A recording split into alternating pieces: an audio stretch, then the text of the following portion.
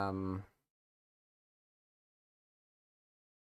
like people just don't know how to tell um fake engagement from real engagement, and some people just can't.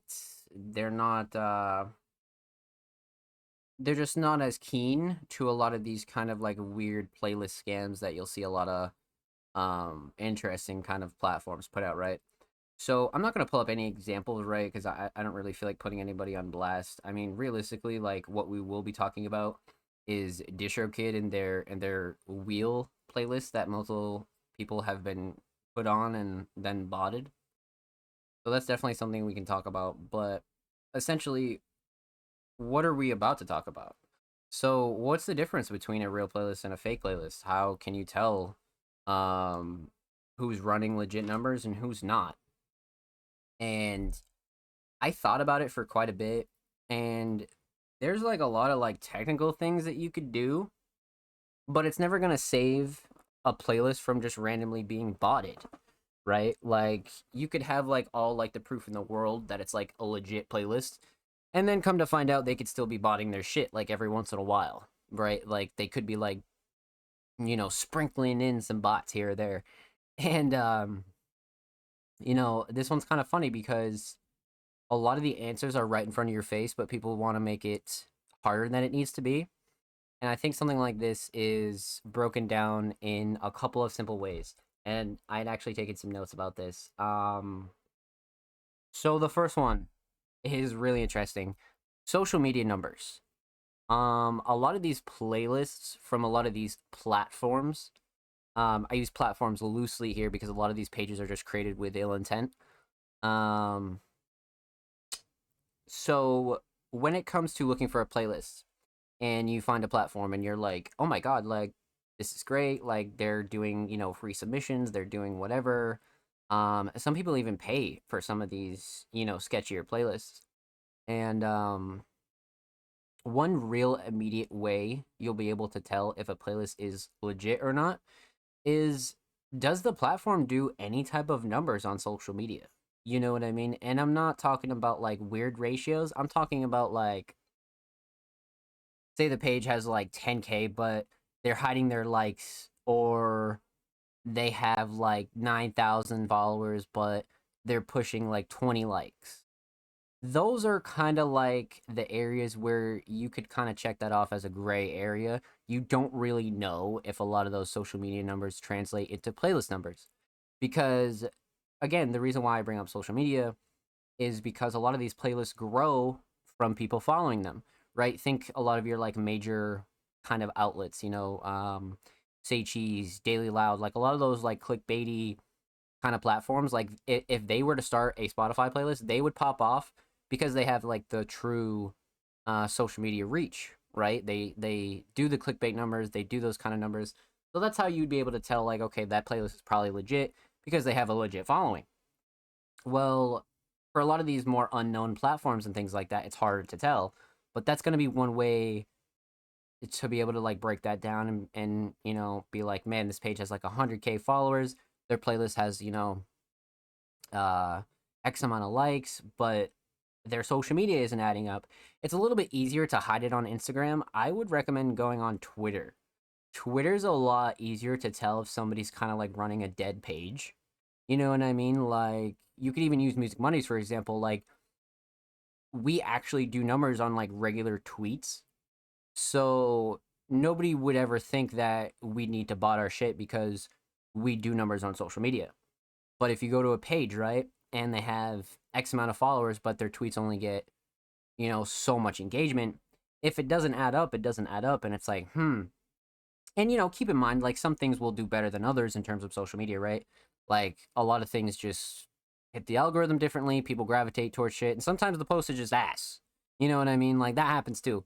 But for the most part, if the majority of your social media is dead and then you're like offering playlist placements, that's going to be a one telltale sign, especially if you're paying for it. You know what I mean? I think that's another thing that we'll talk about here in a second. But if you don't know if a playlist is legit or not, that'd be like the number one way is to just check out their social media, find their Twitter, find their Instagram, and then even further, keyword search this playlist, right? So keyword search kind of everything that they have in terms of their name.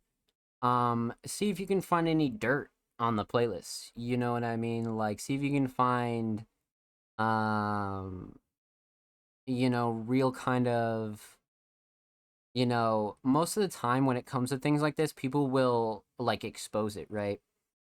Because you could go on Reddit and you could find a bunch of people that have gotten on botted playlists and like had their accounts deleted.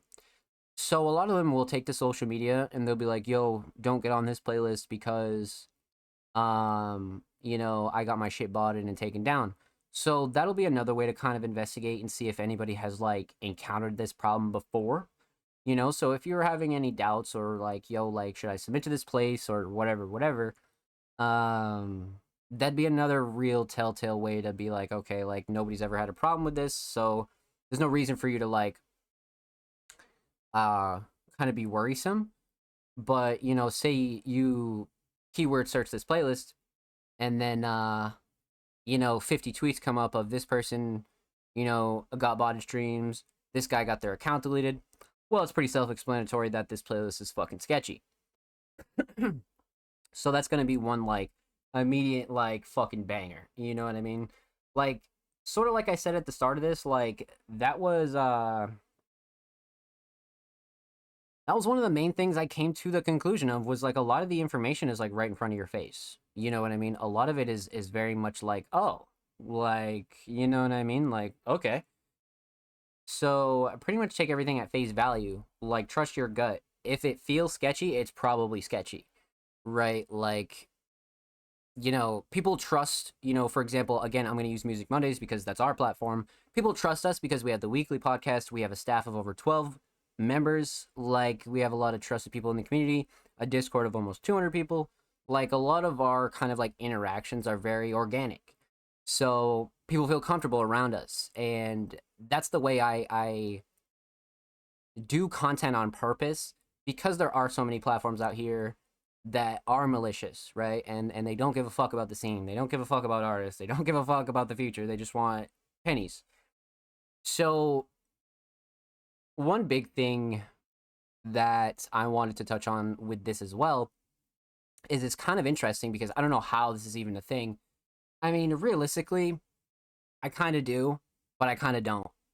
So when it comes to DistroKid's definitely one of the like top three distributors for any artist in the underground, in the independent scene, pretty much anywhere, right? Like the first go to is usually DistroKid. And they have a couple of ways to pitch your music, right? You can go through Spotify, you can go through here, all of which are legit ways. But they have a spin the wheel kind of playlist where you like spin the wheel or something like that. I haven't done it in fucking years. I think the last time I did it had to been like 2018 or like 2017. But yeah, the whole spin the wheel playlist, for those of you that know what I'm talking about, it's definitely like pretty enticing for like newer artists that have no idea about this. But you could go on the DistroKid Reddit, which isn't officially made by DistroKid, it's just made by the community. But you could go on the DistroKid Reddit right now and keyword search spin the wheel playlist, and there are easily 10 plus, if not more people that have gotten placed on that playlist, botted on that playlist, and then gotten their accounts banned from that playlist. And that playlist probably has like it does a decent amount of numbers, but I stopped looking at it, a while ago because it was always sketchy. But you'd think like, how the fuck does that happen? You know what I mean? Like, why is DistroKid still allowing this? X, Y, or Z. And realistically, it's probably somebody outside of DistroKid. Some artist probably got on there years ago and is just forever botting the playlists. You know what I mean? Like, it's essentially something that DistroKid is like, it's like out of their control, but it's like at the same time, it's pretty negligent to kind of leave it up. And then, like, when people get issued takedowns from Spotify, DistroKid has their hands tied. You know what I mean? Because they're just a middleman. DistroKid doesn't really have any dealings with Spotify. They just deliver the fucking music. So when Spotify's like, "Yo, you're getting your shit botted," DistroKid essentially provides the bots and then fucking bans you. So people turn around and spit on DistroKid for that reason, but essentially, like, DistroKid kind of brings it on themselves by allowing people to continue to use that wheel playlist, and that's literally straight from a distributor. So there's no limit to like what is fucking sketchy and what's not sketchy, right? There's no limit. So this is why research is important. This is why Googling shit is important. Like, you have a search engine for a reason, use it. You know what I mean? Like, don't go ask people, don't do your own fucking research when it comes to this playlist shit, because you'll find out the information more than likely quicker than you can imagine. You know what I mean? Quicker. So again, there's gonna be a lot of places that are sketchy, but I think what makes a lot of places even more sketchy is if you're buying playlist placements. You know what I mean? Like, if a platform is selling playlist placements, that's one surefire way that they are probably botting their shit. Mainly because they have to continue to pay for the fucking farm. You know what I mean? So if they're not making a little bit of profit and then some to like kind of break even for a lot of like the fake streams, the whole thing's fucking useless. They're just dumping money for no reason. So that's why they do charge for them. And then you'll see, you know, legit Spotify editors that charge for placements as well, which again is probably against their contract, but I'm not here to fucking debate that cuz I don't really care. Um but that's definitely again a thing that's become more and more common is you know, Spotify curators and editors also selling, you know, legit placements but also selling them for cash. So again, that's where you need to use your better judgment and decide whether somebody is legit or not. So again, if you're like, damn, I met a Spotify editor, I need to see if they're legit. Google their fucking name. You know what I mean? 9 times out of 10, they're gonna have a resume. They're gonna have something linked to them that will prove they're somewhat legit. But you know, if Joe Schmo just kind of comes on Instagram, buys 100K, says they're a fucking Spotify editor, and then sells you a placement, you get botted. That's kind of like your own fault for not doing the research. You know what I mean? Like, is that person a scumbag? For sure. But that's why a lot of this shit's very dangerous. You know what I mean? Like when it comes to your like protecting your career, because again, like you get banned on these platforms, like it's pretty hard to get back on. You know what I mean? Like you have to switch distros, and then sometimes they won't even let you back on, even if you switch distros. That's why you don't play around with this bot shit because, you know, post pandemic, a lot of streaming services have been really cracking down on that. Like really, really cracking down. Like it's not even like something to play around with anymore. You know what I mean? Like for those of you out there that have ever had any experience with that, or the weirdos that still bought their shit, like they're still gonna get canned for sure. Cause even if you're botting your shit and not getting caught, a lot of those streams won't register because they're from the same IP. You know what I mean? So they found ways to like, even if they don't like fry your account, they're not gonna let the plays through. So go ahead and spend $200 on fake plays. It's not gonna show up. You know what I mean? It's not gonna show up. So that's the other like real shitty part about it is like people still try to like push this like this fake playlist kind of, you know, weird movement, but like it doesn't even prove fruitful to streaming. You know what I mean? Like a lot of those like plays don't even stay. So yeah, just keep that in mind. And to really cap this all off, I mean, to answer the question, like, how do you tell a legit playlist from a fake playlist? Do your research, 100% do your research. And it's like obvious, yeah, but use the tips that I had mentioned earlier, right? Check out their social media. Keyword search this platform and playlist. Find out if there's anybody else that has been bitching about them. And then use your better judgment. If your gut is like, yo, this is sketchy, don't fucking do it. You know what I mean? Don't fucking do it. Cause like there are people that will run platforms or like start organizations and they'll have no problem hopping on a phone call with you. You know what I mean? And hopping on a FaceTime and this, and this, like for like major kind of business deals or whatever, right? And then there are people that you won't even know their name and you're sending them money and shit. Like, you know what I mean? Like, come on. So do your research, be safe on this internet shit, and again, if it fucking feels sketchy, man, it's probably fucking sketchy. You know what I mean? Like it's probably fucking sketchy. So that's that, my friends. And of course, if anybody has any more questions on this topic, I'll be happy to re-dive into it at certain points. We can definitely have like a whole guide on this. You know what I mean? We can definitely pull up a little bulletin board and really talk about how to decipher this, but that's sort of like a quick guide on how a new artist can really tell if a playlist is, somewhat legit. You know what I mean? Like, geez. So that'll probably get uploaded on the channel. So feel free to, again, comment what you'd like to see us talk about next. And if you're interested, definitely subscribe if you have not already.